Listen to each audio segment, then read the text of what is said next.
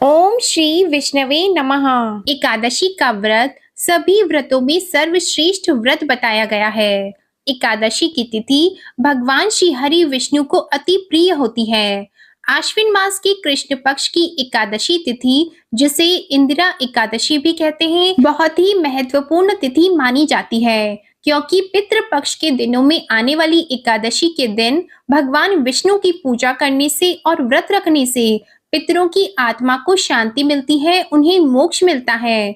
आइए आज की इस वीडियो में आप जानेंगे कि आश्विन कृष्ण पक्ष की इंदिरा एकादशी की तिथि कब से कब तक रहेगी, पूजा का शुभ मुहूर्त क्या रहेगा, द्वादशी तिथि कब से कब तक है, पारण का समय क्या रहेगा और व्रत के नियम क्या हैं। पंचांग के अनुसार एकादशी तिथि प्रारंभ होगी 9 अक्टूबर दिन सोमवार की दोपहर 12:38 से और इसकी समाप्ति होगी 10 अक्टूबर दिन मंगलवार को दोपहर 3:09 पर। ऐसे में उदया तिथि के अनुसार इंदिरा एकादशी का व्रत 10 अक्टूबर दिन मंगलवार के दिन रखा जाएगा। दशमी तिथि के नियमों का पालन 9 अक्टूबर दिन सोमवार के दिन किया जाएगा। एकादशी के दिन सूर्योदय का समय रहेगा सुबह 6:25 और सूर्यास्त का समय रहेगा शाम 6:02।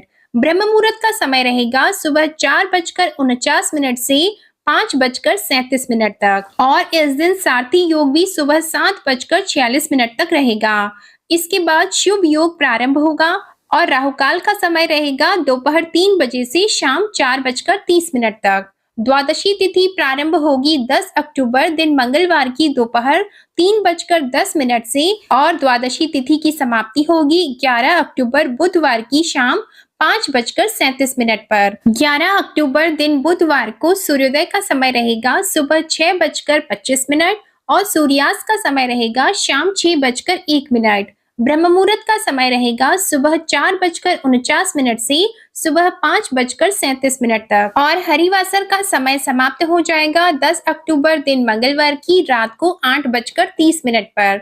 राहु काल का समय रहेगा बुधवार को दोपहर 12 बजे से दोपहर 1:30 तक। आप एकादशी का व्रत खोल सकते हैं 11 अक्टूबर दिन बुधवार को सुबह 6:26 से सुबह 9:05 तक। यह मुहूर्त सबसे शुभ होगा। सुबह 8:42 तक यदि शुभ योग में पूजा की जाए और व्रत का पारण किया जाए तो एकादशी का व्रत जल्दी ही फलित होता है और सभी शुभ फलों की प्राप्ति भी होती है। भगवान विष्णु को भोग में तुलसी पत्र अर्पित किए जाते हैं, इसलिए एकादशी का व्रत रखने वाले भक्तों को दशमी तिथि को ही तुलसी पत्र तोड़कर रख लेने चाहिए, क्योंकि एकादशी के दिन तुलसी पत्र नहीं तोड़े जाते हैं और तुलसी के बिना भगवान विष्णु का भोग अधूरा माना जाता है। एकादशी के दिन भगवान विष्णु की पूजा षोडश उपचार से करनी चाहिए और पूरे विधि विधान से पीले फल, पीले फूल अर्पित करके करनी चाहिए और हो सके तो रात को जागरण भी अवश्य करना चाहिए।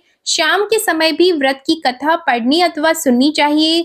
दिन भर उपवास रखकर अगले दिन द्वादशी तिथि को हरिवासर के समय के बीतने के बाद जो शुभ मुहूर्त होता है उसी में व्रत का पारण करना चाहिए और व्रत का पारण शुद्ध सात्विक भोजन, फलों से या फिर तुलसी पत्र और जल से या दही चावल से भी आप कर सकते हैं। पितृपक्ष की इंदिरा एकादशी का व्रत रखने वाले भक्तों को विष्णु सहस्त्र नाम, भागवत कथा का पाठ या भगवत गीता का पाठ भी अवश्य ही सुनना अथवा पढ़ना चाहिए। ऐसा करने से भगवान विष्णु के वैकुंठ धाम की प्राप्ति होती है और पितरों को शांति मिलती है और मोक्ष की प्राप्ति होती है। भगवान विष्णु को तुलसी मिश्रित पंचामृत का भोग भी आप लगा सकते हैं और द्वादशी तिथि को व्रत का पारण करने से पहले दान अवश्य देना चाहिए। अपने सामर्थ्य के अनुसार आप मौसमी फलों का दान, वस्त्रों का दान, अन्न का दान, जल का दान या जो भी आप दान कर सकते हैं वो आप जरूरतमंद व्यक्ति को या फिर मंदिर में किसी ब्राह्मण देवता को आप अवश्य करें। इंदिरा एकादशी का व्रत रखने वाले व्यक्ति के 7 पीढ़ियों के पितर तृप्त हो जाते हैं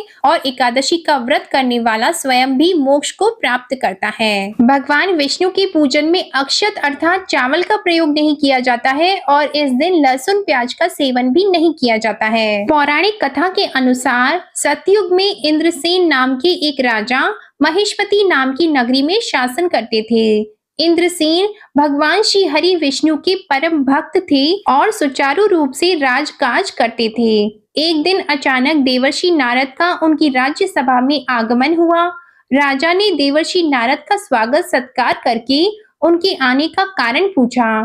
तब देवर्षि नारद ने बताया कि वे कुछ दिन पहले यमलोक गए थे। वहां उनकी भेंट राजा इंद्रसेन के पिता से हुई थी। तब उन्होंने राजा इंद्रसेन से कहा कि आपके पिता ने आपके लिए संदेश भेजा है कि जीवन काल में एकादशी का व्रत भंग हो जाने के कारण उन्हें अभी तक मुक्ति नहीं मिली है और उन्हें यमलोक में ही रहना पड़ रहा है। उन्होंने कहा कि आप मेरे पुत्र और मेरे संतान को कहिए कि अगर वो आश्विन कृष्ण पक्ष की इंदिरा एकादशी का व्रत रखेंगे तो उसके पुण्य को मुझे अर्पित कर दें, उससे मुझे मुक्ति मिल जाएगी। तब नारद मुनि के कहने पर राजा इंद्रसेन ने विधि विधान से इंदिरा एकादशी का व्रत रखकर उसका पुण्य अपने पिता को अर्पित कर दिया। इस प्रकार इस एकादशी का व्रत रखने से पापों का प्रायश्चित भी हो जाता है और वैकुंठ की प्राप्ति होती है। आज की वीडियो और ये जानकारी पसंद आई हो तो वीडियो को लाइक करके चैनल को सब्सक्राइब करिएगा। आश्विन मास की इंदिरा एकादशी की व्रत कथा भी हमारे चैनल पर अपलोड की जाएगी, आप उस कथा को जरूर सुनिएगा। इसके लिए आप हमारे चैनल को सब्सक्राइब करके बेल आइकन प्रेस करें जिससे आपको ये नोटिफिकेशन जल्द से जल्द मिले। धन्यवाद।